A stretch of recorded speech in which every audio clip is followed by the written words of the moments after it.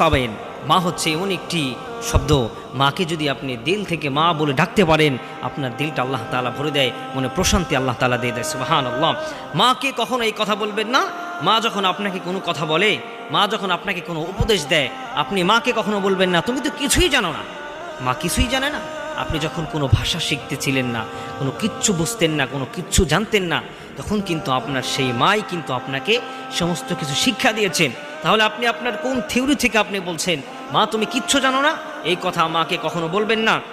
Number 2, মা যদি কখনো আপনার কাছে কোনো কিছু বলে, কোনো কিছু আপনার কাছে কোনো কিছু দিচ্ছে, তখন আপনি সেই মাকে বলবেন না মা তুমি আমার জন্য কি করেছো? আমার জন্য তুমি কিছুই করো নাই। আপনার জন্য আপনার মা কত না কষ্ট করেছে। শীতের সময় আপনার মা আপনাকে আপনি পেশাব করে বিছানা ভিজিয়ে দিয়েছেন, আপনার মা আপনাকে সেই শীতের সময় বুকের উপরে রেখেছে।